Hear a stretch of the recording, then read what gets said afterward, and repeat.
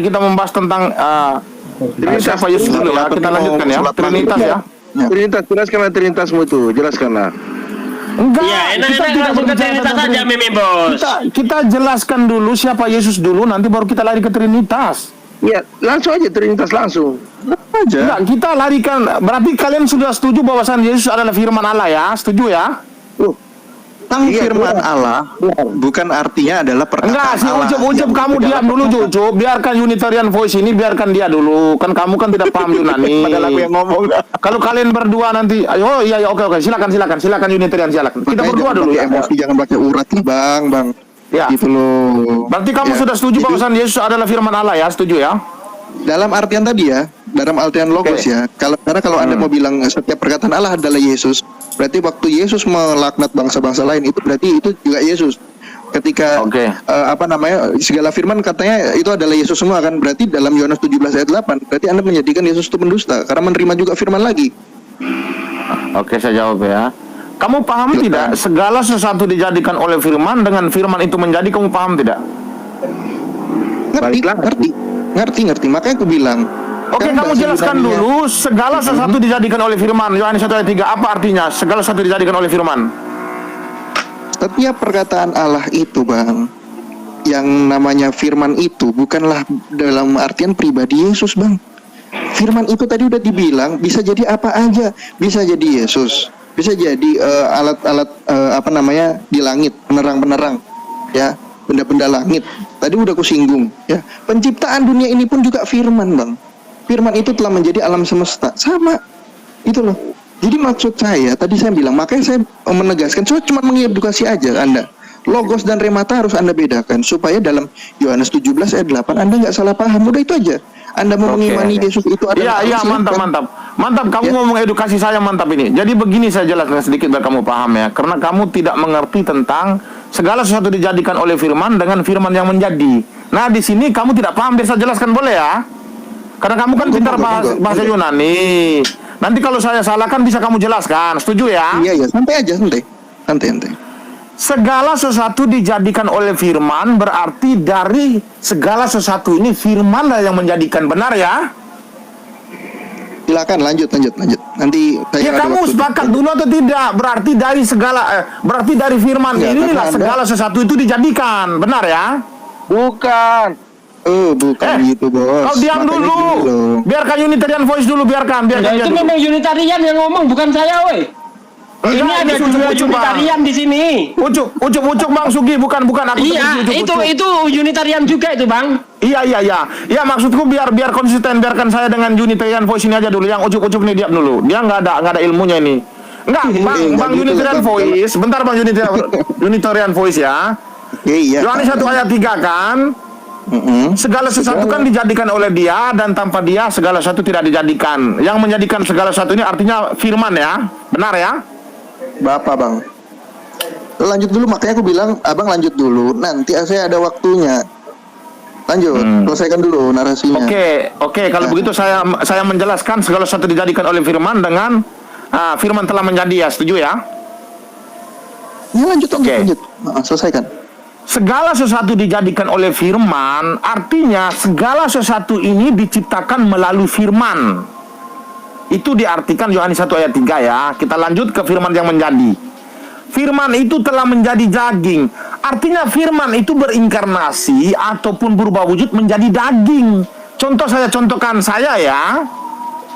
Saya itu menjadikan kursi dan meja ataupun mobil. Artinya saya menciptakan kursi, meja ataupun mobil ya, benar ya? Ya, oke. Lanjut. Kalau saya yang menjadi kursi, berarti hakikat saya itu berubah wujud menjadi kursi, benar ya? Lanjut. Ya lanjut gimana? Itu analoginya biar kamu paham. Iya, Kalau saya menjadikan kursi dan meja, artinya saya lah yang membuat kursi dan meja, benar ya? Artinya saya artinya saya tidak berubah menjadi kursi dan meja, tetapi saya yang membuat kursi dan meja ya. Artinya saya tidak berubah ya. Lanjut. Ya. Nah, berbedanya firman yang menjadi daging, artinya saya menjadi kursi, artinya perubahan wujud, artinya saya tidak lagi menjadi manusia tetapi menjadi kursi. Nah, ini Anda harus pahami dulu. Firman yang menjadi daging dengan segala sesuatu dijadikan oleh firman itu berbeda, Unitarian.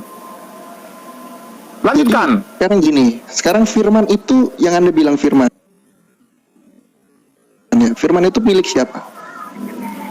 Firman itu satu hakikat dengan Bapa. Bapa tanpa firman itu dia Makanya. bisu, artinya Unitarian. Kalau Bapa tanpa firman, dia bisu, artinya kau di sini tidak ada. Berarti Yesus di waktu di bumi dia juga sang firman Allah ini menurut Anda? Oh iya dong, kan firman menjadi manusia. Sabar. Iya atau enggak? Iya atau enggak? Iya dong sayangku. Iya, udah, I love you stop, baby. I love you baby. Benar. Berarti Bapak sayang. bisu dong di surga kalau gitu. Masa Bapak bisu? Pak De. Makanya gini kalau jadi ini jurus andalan kalian. Jadi ketika firman menjadi manusia berarti menurut kalian Bapak bentar. Gini loh. Berarti menurut Sabar dulu, kalian makanya kalau jangan naik darah dulu ya. Makanya firman aku udah bilang, firman itu ada dua, logos dan remata. Makanya pilih salah satu. Logos itu berarti bisa sebutan untuk orangnya, ya disebutan dibilang sang firman itu tadi, itu memang betul, itu Yesus. Tapi kalau remata itu perkataannya aku ngomong ini remata, ya. Logos itu yang bentuk kelihatan, berarti bisa juga disematkan kepada orang. Remata ini perkataannya, suaranya yang kamu dengar aja, gitu loh. Kamu nggak bisa melihat, tapi kamu mendengar aja, gitu ya. Paham ya? Halo. ya Oke, paham. Ya, makanya gini mana bos, logos dan remata tuh harus dipisah, harus dibedakan karena memang nggak sama, walaupun kalau diterjemahkan sama-sama artinya firman satu. Udah gini dulu, kamu definisikan dulu logos dengan remata. Coba. Kamu definisikan dulu logos dengan rema. Logos itu letaknya di ayat berapa, rema itu di ayat berapa? Jelaskan. Ya logos. Saya yang jelasin deh. Logos itu di Yohanes 1 ayat 1. Bentar, enggak apa-apa. Di dalam Yohanes 17 ayat 14 itu logos. Rema itu di Yohanes 17 ayat 8. Enggak. Biarkan yang punya kapasitas yang tahu bahasa. Bang Sugi, biarkan yang punya kapasitas yang tahu bahasa Yunani. Abang tidak tahu, nggak usah. Abang tidak punya kapasitas. Biarkan dia aja. Silakan.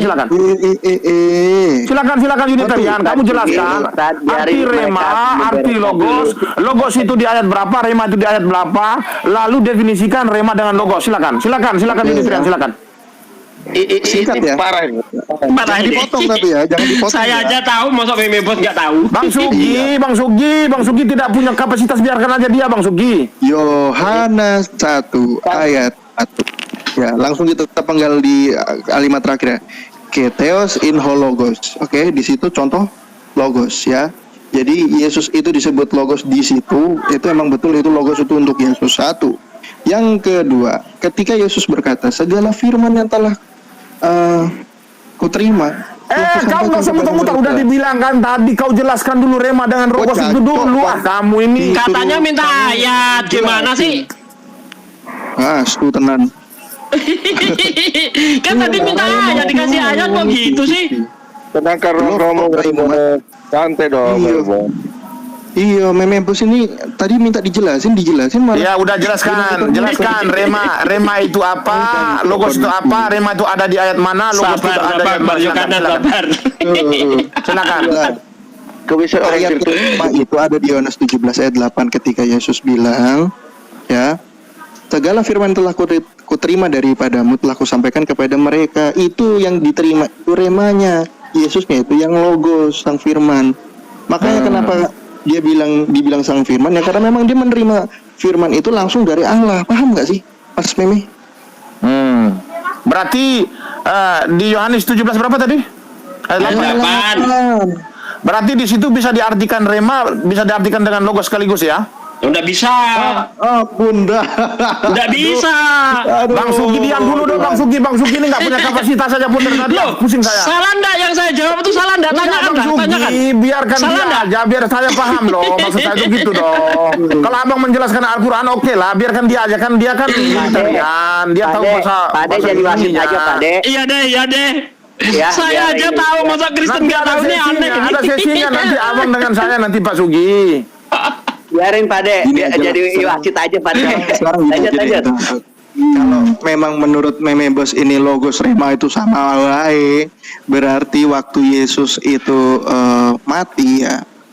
Kan ini suka nggak suka, setiap Kristen nggak ada yang membantah Yesus itu mati 3 hari ya kan. Nah, waktu Yesus mati 3 hari ini, berarti firman ini ikut mati dong. 3 Oke, saya jawab berarti ya. Silahkan. Oke, Yesus mati 3 hari, apakah firmannya juga ikut mati? Ini enggak dong. Ya makanya logos dan rema berarti beda dong, coy. Ya ampun. Enggak, bentar, kau jangan ketawa dulu. Yang kau pertanyakan ini kan kamu bilang tadi, ketika Yesus mati, apakah firman Allah juga mati? Ya, saya katakan enggak, firman Allah tidak akan mungkin pernah mati. Makanya betul. Narasi Anda tuh betul, tapi masalahnya Anda kan tadi menyamakan logos dan remata. Makanya logos dan rema itu beda, Mas ya. Oke? Ya, Rema definisikan. Ya ampun, kalian semua tadi nangkap gak yang gue sampaikan tadi itu? Bos, Mas Mimi ini nangkap ya? ini parah nih. Ini parah nih. Ini marah ini. Iya. Ya logos itu tadi dibilang itu adalah sematan atau gelar yang disematkan pada Yesus. Ya, jadi bukan perkataannya langsung dari Allah, itu setiap perkataan Allah adalah Yesus, bukan. Gitu loh, ya. Itu logos itu adalah gelarnya. Buktinya apa? Di kitab Wahyu. Pada waktu Yesus menunggang kuda putih, apa tulisan di pahanya? Firman Raja, segala raja. Oke, kamu bilang, oke saya potong sebentar ya. Kamu bilang logos yang ada pada diri Yesus itu hanyalah gelar berarti ya? Bukan logos itu ya gelarnya Yesus. Oke, logos Yesus itu hanya itu gelar Yesus saja, oke ya? Ya Yesus itu adalah sang logos itu sendiri, bukan remata. Makanya saya mau bilang sama Anda, remah dan logos beda. Kenapa saya harus membedakan? Ini hanya untuk menolong Anda supaya nggak diketahui teman-teman yang lain ketika Yohanes 17 ayat 8 katanya sang firman, tapi kok masih nerima firman? Nah, madar. Gitu loh coy. Ini saya mau kasih tahu Anda kenapa sih kok di Yohanes 17 ayat 8 Yesus itu nerima firman gitu loh. Ngerti kan? Masalah Anda percaya Tritunggal nggak masalah buat saya. Berarti Yesus masih tetap firman Tuhan ya, firman Allah yang menjadi manusia, setuju Iya, berarti ya? dalam artian logos ya. Oke, setuju dulu. Benar, ya. Yo. Gitu loh. Orang jangan kayak debt collector, aku bukan. Berarti setuju ya? Berarti Yohanes 1:14 benar ya? Iya. Benar. Makanya dia bilang gini, logos dan remata itu harus Anda akui beda. Kalau Anda bilang sama, itu tadi case-nya. Ketika Yesus mati, berarti kalau rema mati ya berarti Bapak berfirman pakai apa ya kan? Gitu loh. Pakai logos. Oke, enggak, paparanmu itu sudah benar. Paparan kamu itu sudah benar. Berarti kamu setuju bahwasan Yesus adalah firman Allah yang menjadi manusia, setuju ya? Iya, makanya saya bilang tadi ketika Ya kalau kamu udah setuju, apalagi mau dibahas? Karena iman Kristen, Tritunggal mengimani Yesus adalah firman Allah yang menjadi manusia. Untuk apa lagi dibahas kalau kamu juga mempercayai itu? Ajaran kasih kok begini sih, aku dibentak-bentak pula ini. Bang, jangan mentang-mentang orang Batak kayak gitu bang. Aku orang India juga bisa ngamuk-ngamuk bang. Iya, silakan. Iya, makanya jangan gitulah bang. Ini ban baik-baik datangnya, gitu loh. Gini, makanya tadi waktu abang bilang Allah itu menciptakan segala sesuatu itu. Nah, dengan remata itu tadi, dengan dia berfirman, jadilah segala sesuatu, gitu. Itu aja udah. Mau Anda bilang, oh Yesus bukan ciptaan, monggo, udah nggak apa-apa. Buat saya, yang penting yang jelas, ya. Diciptakan segala sesuatu itu ya lewat firman Allah itu tadi. Nah, tapi firman Allah itu Yesus itu ya. Harus tadi kan udah dibeda. Ini belum paham ini berarti. Ini parah nih, parah. Aduh. Jangan terguncang. Mulai ngangkat jemuran Mas. Jangan terguncang. Otak selalu Yesus itu udah berarti Unitarian udah selesai ya. Berarti Unitarian juga mengimani Yesus ada firman Allah yang menjadi manusia. Sekarang sama Pak Suki, kita dua arah Pak Suki ya. Trinitasnya belum. Tempat saya maghrib nih, saya pamit maghrib dulu. Saya tutup di atas, saya maghrib dulu. Iya, monggo. Jelaskanlah Tritunggalmu itu. Jelaskan Tritunggal. Enggak, begini aja. Kalau kamu mau berdialog dengan saya atau kamu yang menyembah kepada Tuhan yang benar, itu lebih tepat, Doi. Biar kita saling tanya jawab. Oke, makanya gini Bang Ocop. Ini aku nengai ya, aku nggak ikut nuntut ya, aku nengai. Jadi Bang Ocop ini kan menuntut paham yang Anda anut ini Tritunggal yang seperti apa gitu. Jadi Tritunggal itu menurut Anda tuh gimana gitu loh. Siapa tahu kita insaf gitu kan jadi Tritunggal lagi ya, monggo silakan dijelaskan Tritunggal menurut Anda. Oke, Tritunggal itu begini. Allah Bapa, Allah Putra, sah tetapi 3 pribadi. Nah, 3 pribadi itu, pribadi pertama adalah Bapa itu sendiri, pribadi kedua adalah Allah Putra yang disebut dengan Yesus, artinya firman Allah itu sendiri yang diam di dalam Allah. Pribadi 3 adalah Roh Kudus. Berbicara tentang Roh Kudus artinya berbicara tentang hakikat Allah. Sebenarnya kalau kita berbicara tentang Tritunggal, sebenarnya Roh Kudus ini tidak masuk dalam Tritunggal sebenarnya. Karena Roh Kudus ini berbicara tentang hakikat Allah. Tetapi banyak Kristen memasukkan Roh Kudus bagian Tritunggal, ya boleh-boleh saja. Jadi Allah Bapa, Allah Putra, Allah Roh Kudus. Allah ini hakikatnya adalah Roh Kudus. Sebenarnya Roh Kudus tidak masuk dalam Tritunggal, tidak masuk sebenarnya. Seharusnya ada Dewi Tunggal masuk. Nah, jadi oke, saya menjelaskan Tritunggal ya. Tritunggal itu Allah Bapa itu Allah itu sendiri, Allah Putra artinya firman Allah, artinya segala sesuatu dijadikan oleh Sang Firman itu yang disebut dengan Yesus. Allah Roh Kudus adalah hakikat Allah itu sendiri. Jadi Allah Bapa juga disebut hakikatnya adalah Roh Kudus. Allah Putra artinya firman Allah yang diam di dalam Allah itu juga hakikatnya adalah Roh Kudus. Jadi Allah itu hakikatnya adalah Roh. Nah, untuk sementara ini yang bisa saya jelaskan. Mungkin kamu mau bertanya selanjutnya, silakan. Oke, silakan Bang Ocop. Baik. Tritunggal artinya saya mau tanya, yang mana di situ tri, yang mana tunggal? Yang mana di situ tri, yang mana di situ tunggal? Ada 3 entitas ini, Allah, Bapa dan Roh Kudus. Kan Tritunggal. Tri, yang mana di situ tri, yang mana di situ tunggal? Oke. Saya menganalogikan manusia boleh ya? Langsung aja Bang. Ya, saya menganalogikan manusia boleh nggak? Kalau kamu tidak boleh berarti saya tidak bisa menjelaskan. Bukan, di situ kan sudah analogi sudah ada. Ada Bapa, ada Anak dan ada Roh Kudus. Itu kan Tritunggal. Ya, tidak usah analogi, sudah jelas itu ada objeknya. Pertanyaannya di situ yang mana tri, yang mana tunggal. Silakan. Tritunggal, maka itu saya izinkan saya jelaskan ataupun saya analogikan manusia boleh ya? Artinya boleh saya menjelaskan ya? Bukan Bang, boleh ya? Pertanyaan. Bentar, enggak, Bang. kalau boleh saya jelaskan, saya analogikan, saya mengapakan ini loh biar kamu paham. Bang, dengar dulu pertanyaan. Bang, kan sudah ada oknumnya. Di situ ada Bapa, Anak dan Roh Kudus. Sudah ada objek, ngapain ke lari-lari lagi? Nah, kan Tritunggal. Yang mana di antara ketiga itu? Tri dan mana yang ketiga? Itu adalah tunggal. Itu aja pertanyaannya. Assalamualaikum.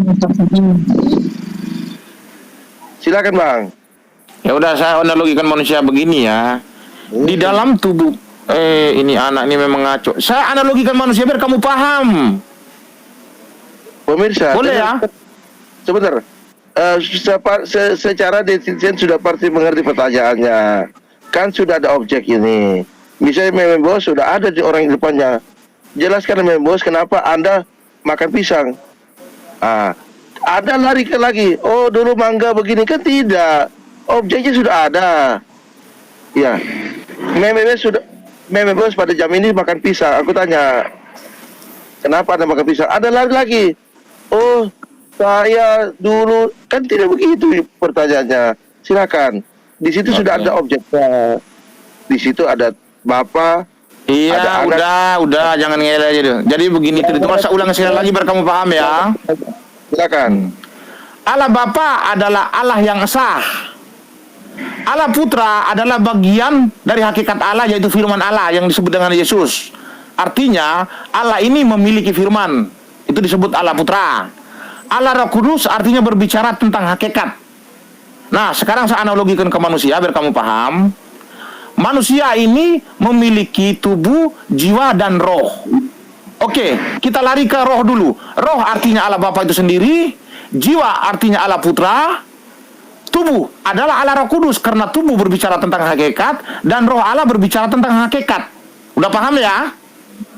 Tubuh berbicara tentang hakikat, roh berbicara tentang Allah itu sendiri, firman berbicara tentang jiwa. Saya rasa kalau kamu sekolah kamu paham ini. Kalau kamu nggak sekolah bertanya lagi berarti ini. Nah, kalau kamu mengatakan tubuh, jiwa, dan roh, berarti Anda jelas Yohanes 7 roh.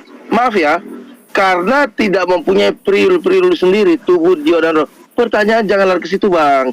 Yang mana di antara ketiga yang tri dan mana yang ketiga itu disebut tunggal? Itu saja. Jangan lari kemana-mana. Simpel aja sih pertanyaannya. Jadi Tritunggal ini tri yang Iya benar. Bentar. Biar Abang Unitarian ini yang bertanya aja lah. Kalau ucup-ucup ini kan memang tidak nyambung. Silakan.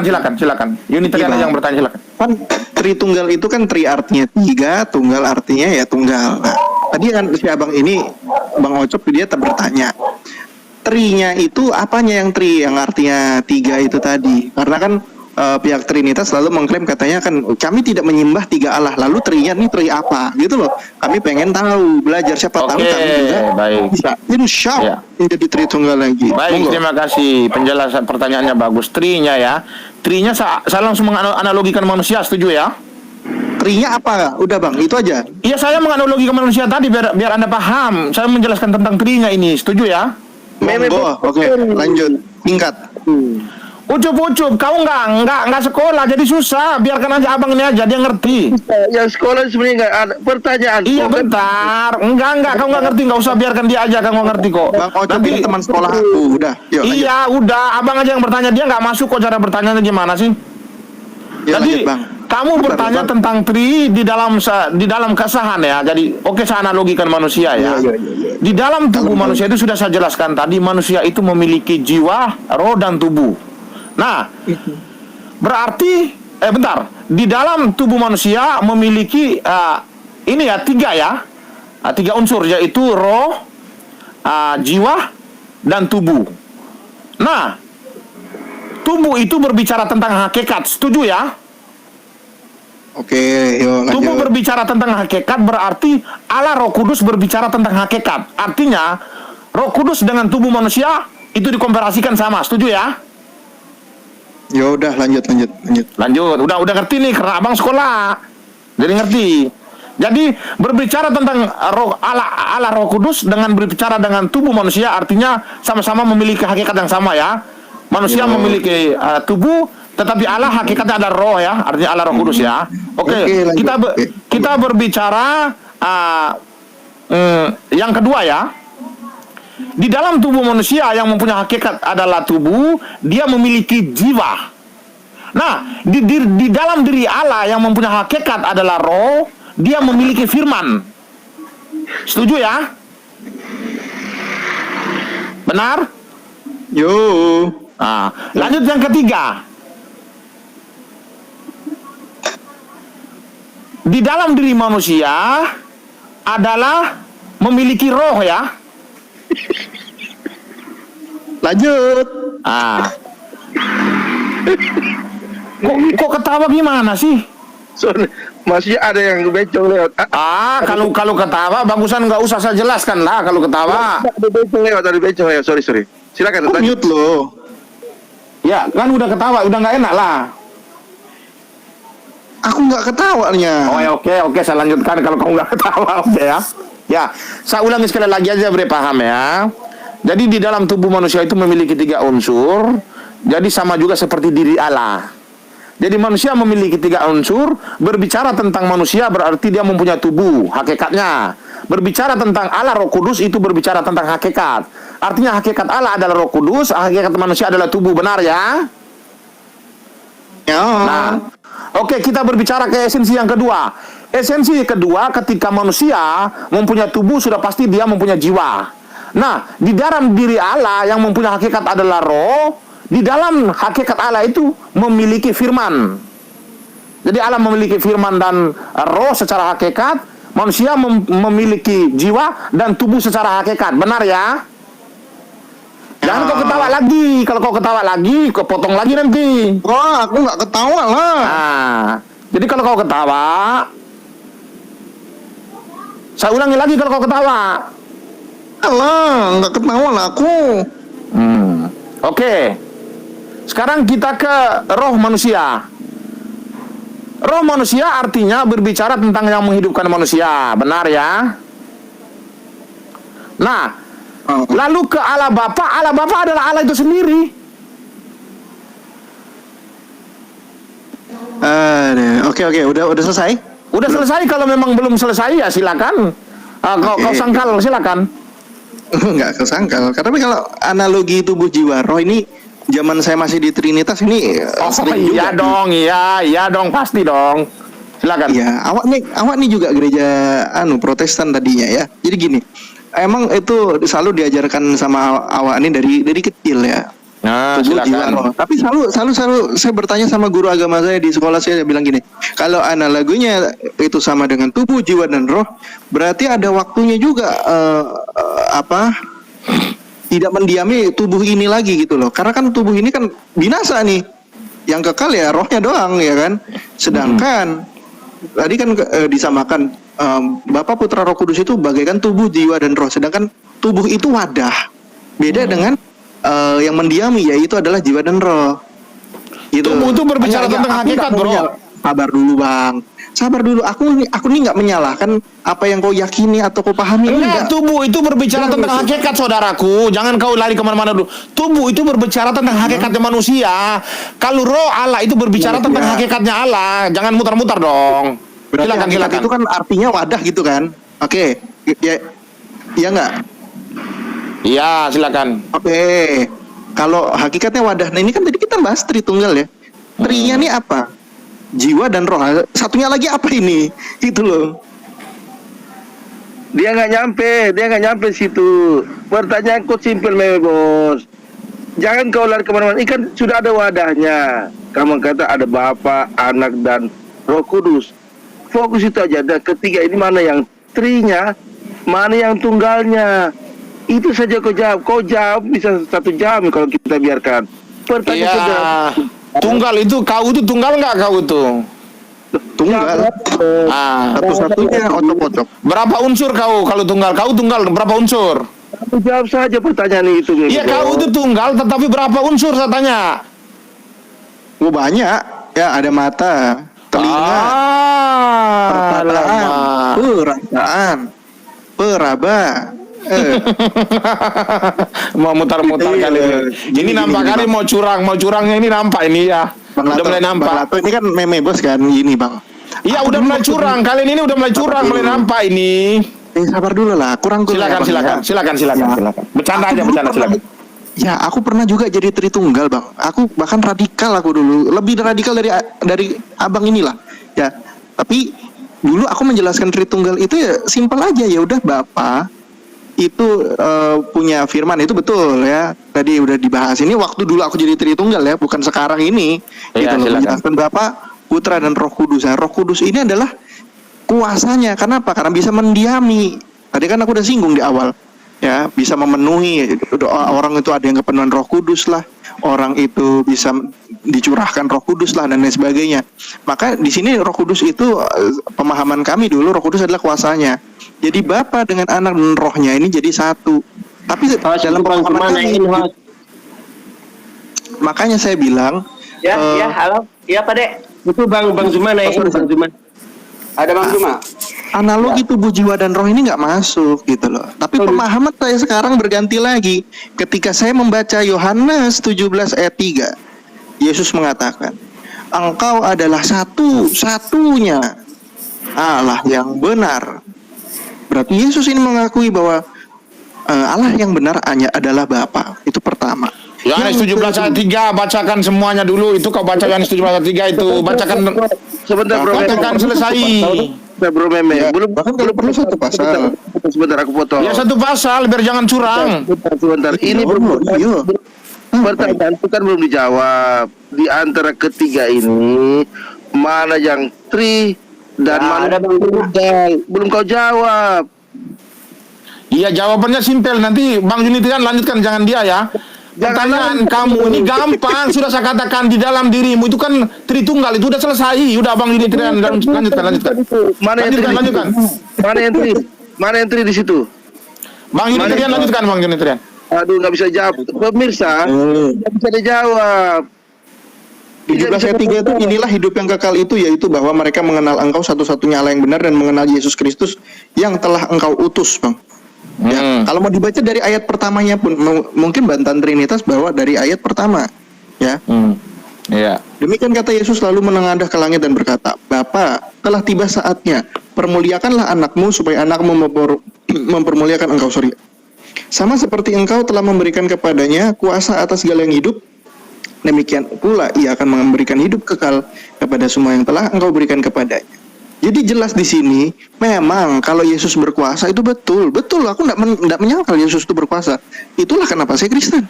Tapi pertanyaannya, apakah dengan jadi saya Kristen, saya harus berpusat pada Yesus yang berkuasa ini tadi? Tidak, saya meneladani dia, saya menaati dia. Tapi dalam hal menyembah, Yesus sudah mengatakan apa? Di ayat ketiga, inilah hidup yang kekal itu, yaitu bahwa mereka mengenal engkau satu-satunya Allah yang benar. Allah artinya adalah God, adalah Theos, adalah Elohim. Elohim itu adalah sosok yang disembah. Maka ya, kalau saya waras ya, mengartikan ayat ketiga ini, maka saya hanya menyembah kepada Bapa. Tapi kepada Yesus saya menaati, saya menuruti, saya menghormati, saya menjunjung. Sama seperti saudara-saudara kita umat Muslim, bagaimana mereka sangat-sangat menghormati Nabi Muhammad SAW. Sama juga dengan itulah sikap saya kepada Yesus, gitu loh. Makanya kami selalu membantah bahwa Unitarian adalah saksi antikris. Oh enggak. Bahkan kalau mau disamakan saksi Yehova, kami pun marah. Kemarin kami debat saksi Yehova versus Unitarian. Bahkan yang bisa menelanjangi saksi Yehova mungkin hanya Unitarian. Oke, sekarang gantian ya. Oke. Kamu berfokus. Belum kau jawab. Bentar, ujuk diam dulu, biarkan saya dengan dia aja. Jadi kamu ini kan berfokus kepada Yohanes 17 ayat 3 ya, bahwasan hidup yang kekal itu yaitu mengenal engkau satu-satunya. Dua juga dibaca ya, Bang. Iya, abang sabar dulu.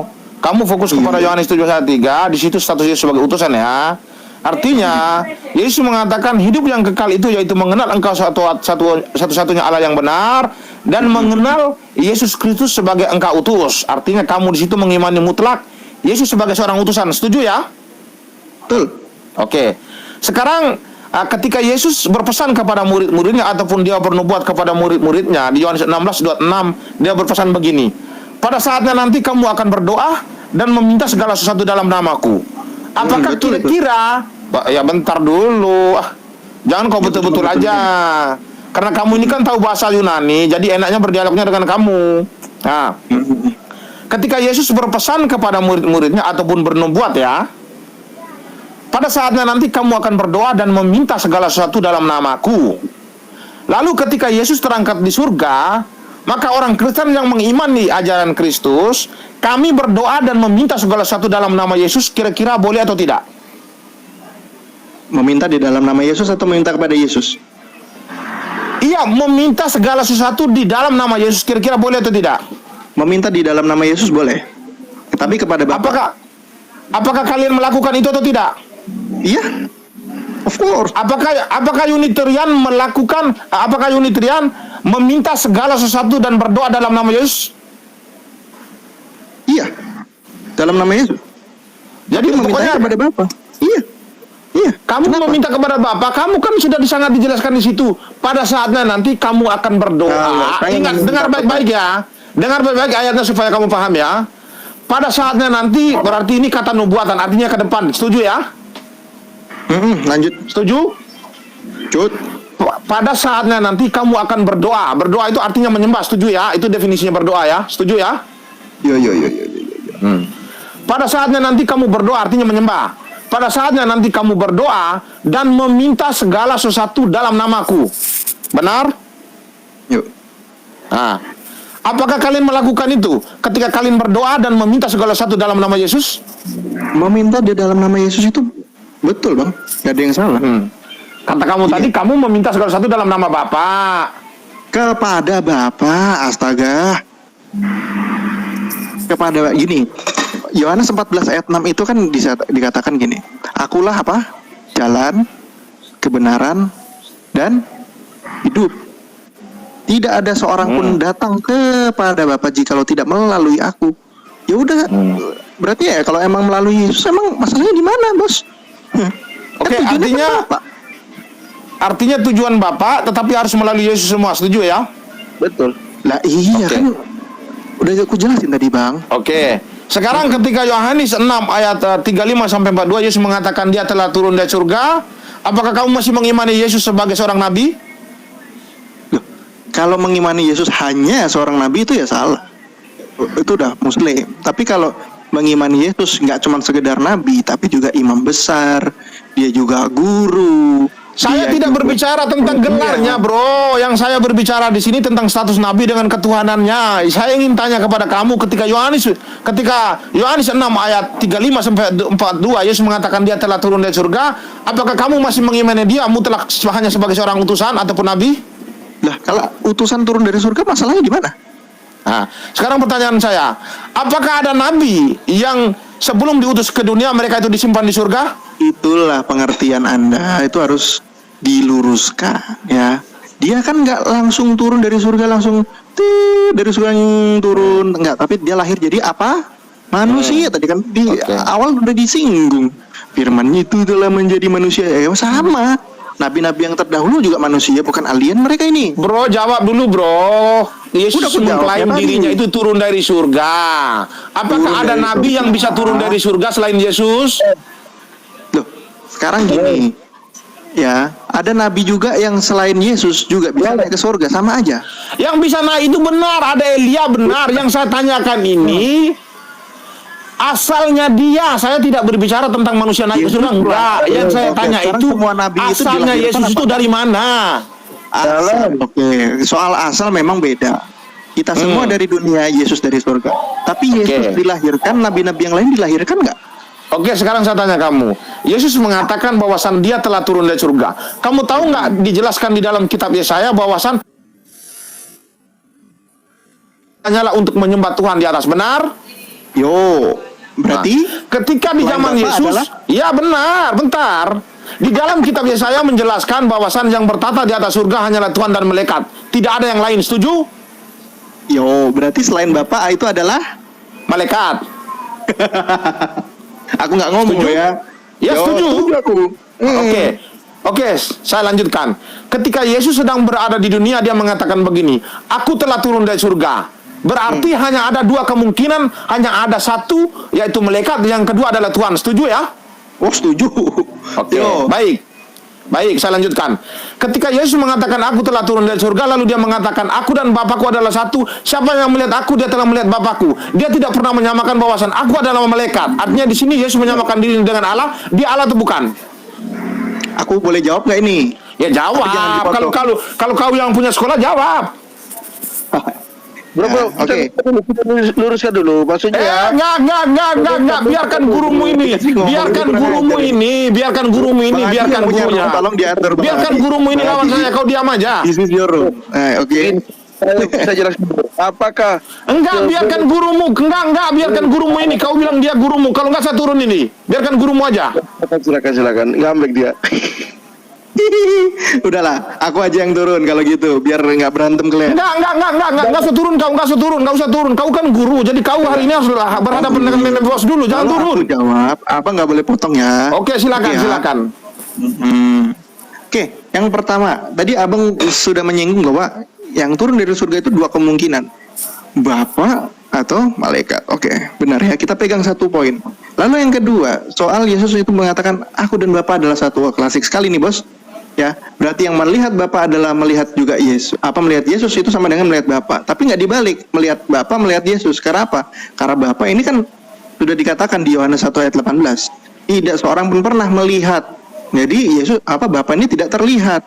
Oke? Itulah kenapa di Kolose 1 ayat 15 Yesus dikatakan gambar Allah yang tidak kelihatan. Maksudnya apa? Dia mencerminkan kemuliaan Allah. Itu disinggung di Ibrani juga 1 ayat 3. Ada dalilnya, dibuka aja satu-satu. Oke, aku lanjut ya, singkat waktuku. Jadi ketika abang tadi bilang kemungkinan antara Bapa atau malaikat yang turun sebagai Yesus ini, maka saya bilang gini, ini kenyataan pahit bang, ya. 1 Korintus 15 ayat 47. Aku nggak bermaksud melecehkan ya, nanti dibilang pelecehan agama pula, ya. 1 1 Korintus 15 ayat 47. Ya. Manusia pertama, itu Adam ya, berasal dari debu tanah dan bersifat jasmani. Manusia kedua berasal dari surga. Siapa manusia kedua? Anda bilang tadi Yesus. Ayat 48. Makhluk-makhluk alamiah sama dengan dia yang berasal dari debu tanah, dan makhluk-makhluk surgawi sama dengan dia yang berasal dari surga. Apakah Anda tega menyamakan Bapa yang adalah Allah dengan makhluk-makhluk surga? Apa lo tega? Oke, saya jawab ya. Boleh saya jawab ya? Dol, lanjut. Saya sudah mengatakan tadi, saudaraku, Yesus bukanlah makhluk surga. Kekristenan tidak pernah mengimani bahwasan Yesus adalah makhluk surga. Itu yang kamu harus pahami dulu ya. Saya menjelaskan tadi begini, kamu harus pasang telinga baik-baik ya. Di dalam kitab Yesaya sudah sangat menjelaskan bahwasan yang bertata di atas surga itu hanya ada dua, hanya ada malaikat dan Tuhan. Oke, kita lari ke zaman Yesus. Ketika di zaman Yesus dia sudah berada di bumi, apa kata Yesus? Aku telah turun dari surga. Kalau Yesus mengatakan dia telah turun dari surga, hanya ada dua kemungkinan. Hanya ada, kalau dia bukan Tuhan berarti dia malaikat. Setuju ya? Yo. Setuju? Oke. Hanya ada dua kemungkinan, kalau Yesus ini bukan Tuhan berarti dia ini malaikat. Nah sekarang kita lihat ketika Yesus sedang berada di bumi, apakah dia menyamakan dirinya dengan malaikat ataukah dia menyamakan dirinya dengan Tuhan? Kalau kamu membantah, ya bentar. Ada ya. Ketika Yesus sedang berada di bumi, Yesus menyamakan dirinya dengan Allah. Bahwasan siapa yang melihat aku, dia telah melihat Allah. Apa yang aku katakan bukan dari diriku sendiri, tetapi Bapa yang diam di dalam aku, dia yang melakukan pekerjaannya. Semua paparan-paparan Yesus, dia menyamakan dirinya dengan Allah. Satu ayat pun tidak ada bahwasan Yesus menyamakan dirinya dengan malaikat. Tetapi jika kamu menyangkal bahwasan Yesus menyamakan dirinya dengan Allah, berarti kamu mengimani Yesus adalah malaikat yang menjadi manusia. Karena dia diturunkan dalam wujud ya, Sang Firman itu di dalam rahim Maria, dijadikan manusia. Makanya saya bilang tadi di awal sudah saya singgung bedanya logos dan remata. Kenapa Yesus kok bisa disebut firman Allah gitu. Bahkan ada juga dikatakan Allah juga, tapi dalam artian penerima firman. Ada di Yohanes 10 ayat 34. Mereka yang menerima firman juga bisa disebut Allah. Nah, kalau Yesus mau disebut Allah dalam artian yang seperti itu, beda dengan Allah yang Maha Kuasa, itu mungkin kamu bisa menerima gitu loh. Ayat yang mana mereka menerima firman bisa disebut dengan Allah? Ada, yuk kita buka, yuk kita sama-sama buka. Yohanes 10 ayat 35. Oh iya 35. Coba kamu lari ke kitab Keluaran, itu berbicara tentang Musa. Musa di situ disebut Tuhan, dijadikan Allah bagi orang Mesir. Tetapi Allah di situ satu sebagai apa? Allah di situ sebagai penyambung lidah Allah, bukan sebagai Allah pencipta. Makanya Yesus itu penyambung lidah Allah. Allah di situ, Musa itu digelari sebagai Allah, tetapi bukan Allah sebagai pencipta, tetapi Allah bagi Firaun sebagai penyambung lidah Allah dengan Firaun. Bro, kalau Yesus dikatakan Allah ya, enggak. maka juga Jangan keliru memahami Alkitab. Jangan keliru. Oh enggak keliru. Karena kalau Anda mau bilang Yesus itu juga Allah, berarti dia adalah Allah lain selain daripada Bapa. Enggak, kau jawab dulu pertanyaan saya yang mematikan tadi. Ketika Yesus menyamakan dirinya dengan Tuhan, apakah dia bukan Tuhan? Karena dia turun dari surga loh. Berarti hanya ada dua kemungkinan. Kalau Yesus bukan Tuhan, berarti dia malaikat. Tadi aku udah bilang. Sekarang kamu buka aja deh 1 Korintus 15 ayat 48. Silakan. Buka. Silakan dibacakan, silakan. Abang ya. Abang ini jangan keras-keras, jangan terlalu. Enggak, bukan keras, Bang. Abang itu melihat Yesus itu hanya dari satu sudut pandang, sama seperti Muslim kamu nih. Tetapi kami Tritunggal ini melihat Yesus itu dari berbagai macam sudut pandang, bukan seperti kalian, enggak. Salah. Oh iya. Kami melihat Yesus itu dari berbagai macam sudut pandang, lalu kami lihat ayat-ayatnya, kami uraikan siapa dia ini sebenarnya. Bukan seperti kalian. Kalian ini berpatokan kepada Yohanes 17:3, sama seperti Muslim. Jadi melihat Yesus itu sangat penting. Enggak, bukan seperti itu kami. 48 udah jelas banget loh ini. Ayo coba bacakan. Dengerin ya. makhluk-makhluk alamiah sama dengan dia yang berasal dari debu tanah. Ini tadi Adam nih, 47 udah dijelasin. Adam dan Yesus itu manusia pertama dan manusia yang kedua yang dari surga ya. Makhluk surgawi sama dengan dia yang berasal dari surga. Tadi ente bilang yang turun dari surga itu antara Bapa atau malaikat. Ini di sini disamakan dengan makhluk surgawi sama dengan dia. Bro.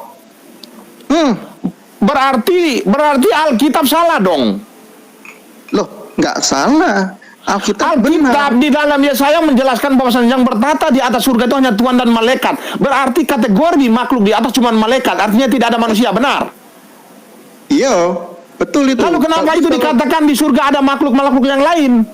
Berarti itu tidak tertuju kepada manusia dong. Berarti Emang itu tidak tertuju kepada Yesus, setuju ya? Bang, malaikat berarti bukan makhluk surga, Bang. Malaikat itu ada makhluk surga. Kalau kamu mengatakan bahwasan Yesus itu ada makhluk surga, berarti Yesus malaikat dong. Ya emang. Oh, jadi Yesus itu malaikat. Ya ini ayat yang ngomong begitu. Udah saya keluar, udah kacau ini udah. Enggak. Udah kacau guru. Adios. Enggak. Kau guru enggak.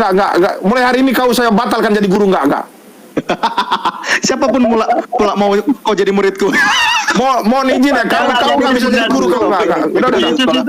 Pak Sugi saya izin turun Pak Sugi. Pak Andi Jadungan Pak Ujub minta maaf kalau ada yang salah ya. Izin. Ya. Jadi begitu aja Bang Dame. Pakai emosi. Jadi mau turun aja nih. Ya izin. Maliote Godang. Meme bos, kamu belum jawab pertanyaanku, mana yang tri, mana yang aku izin memandi dulu teman-teman, izin minta maaf ya, izin mandi, aku belum mandi nih. Maaf ya. PR ya. Ya. Air mani saja. Jadi PR ya. Mumet deh, meme bos mumet deh. Jadi teman-teman Padahal jelas-jelas 1 Korintus 15:48, ya kan? Itu Yesus makhluk surgawi di situ. Parah. Iya, dia nggak mampu jawab. Aku izin mau nelpon temen dulu nih, ada tadi temen sedikit salah paham sama pembicaraan kita. Iya. Saya aja yang muslim paham banget. Oh gitu ternyata gitu. Nah inilah kalau beriman itu hanya berdasarkan dogma ya gitu jadinya. Ya. Ketabrak-tabrak sama ayatnya sendiri gitu. Dia tidak mesti jawab. Tritunggal. Aku tadi sederhana pertanyaan di situ kan sudah ada Bapa, Anak dan Roh Kudus. Itu saja kamu jawab.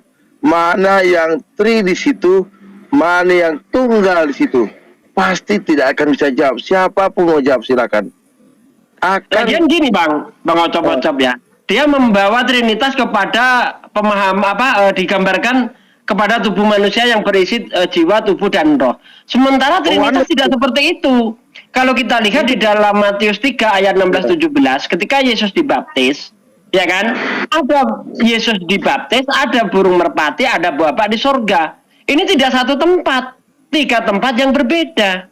Sementara manusia ini antara jiwa, tubuh dan roh tidak pernah berpisah, tetap satu wadah dalam diri manusia, kan begitu? Nah, iya Pak. Nggak nyambung sebenarnya. Ya, itu kan narasi oneness tubuh, jiwa dan roh. Kalau dia mengambil analogi seperti itu berarti dia oneness. Itu jelas. Betul. Iya, itu oneness karena tubuh, jiwa dan roh itu tidak pernah ada yang keluar, ya. Tetap ada dalam tubuh. Maka itu narasi oneness, memakai tubuh, jiwa dan roh. Ya. Begitu, Bang. Jadi begitu, dia nih emosi, kebingungan sendiri. Ketika dikasih ayat itu, dia baru tahu ternyata ada ayat itu. Terguncang dia. Ya silakan. Itu tadi, mana Allah itu artinya penyampai firman. Yohanes 10 ayat 35 itu. Jikalau kepada mereka firman itu disampaikan, disebut Allah. Itu dia itu. Betul. Dia tidak bisa membedakan mana perkataan Allah sendiri. Ya, tidak bisa bedakan. Betul. Tidak bisa bedakan dia. Jadi kalau dia menganggap bahwa Yesus ada firman Allah atau perkataan Allah itu sendiri, risikonya seperti itu. Pasti akan kalah debat dengan yang mengatakan, coba kau baca Yohanes 17 ayat 8. Nggak bisa, mereka pasti berputar-putar. Begitu. Mereka selalu menganggap bahwa Yesus adalah perkataan Allah itu sendiri. Kan lucu ini. Iya. Nggak ada. Ini Boy ini Islam apa Kristen nih Bang Boy? Halo Bang Boy, selamat malam. Assalamualaikum kalau Muslim. Bang Boy. Halo, Bang Boy. Di mute. Buka mic-nya, Bang. Buka mic-nya Bang. Kristen Bang. Oh Kristen. Dari Trinitas atau Unitarian nih? Trinitas. Oh Trinitas. Nah, silakan Bang Coba-Cop. Bang Coba-Cop ini Unitarian. Mau sama Unitarian atau sama Muslim?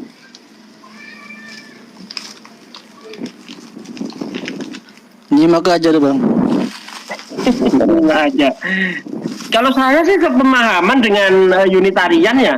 Kalau Yesus itu ciptaan gitu. Saya setuju banget. Unitarian mengakui Yesus ciptaan ya Bang ya? Oh iya jelas dong. Gimana nih menurut Bang Trinitas nih? Assalamualaikum warahmatullahi wabarakatuh. Waalaikumsalam warahmatullahi wabarakatuh. Ya, kita konteksnya biar nyambung ya.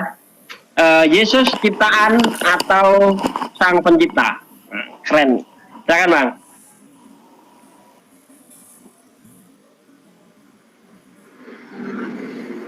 Kalau menurut aku sang pencipta. Oh, sang pencipta. Sang pencipta. Silakan Bang Cop-Cop.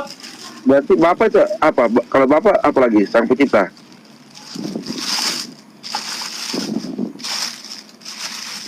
Kan Bapak dan aku dan Bapak satu.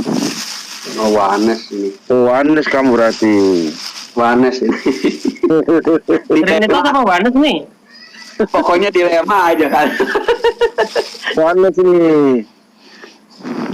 Berarti bukan Tritunggal ini. Kalau Wanes iya, Yesus yang pencipta. Karena dia itu adalah Bapa sendiri. Aku dan Bapa adalah satu. Ya Wanes bro.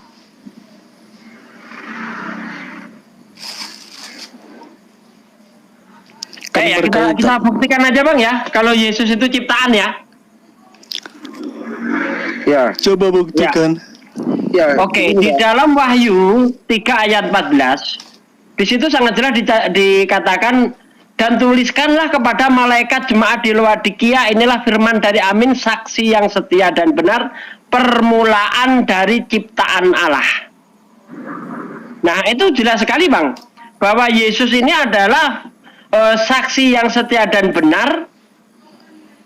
Dia adalah ciptaan Allah Bang. Gimana Bang? Dengan Wahyu 3 ayat 14 Bang? Inilah firman. Ya.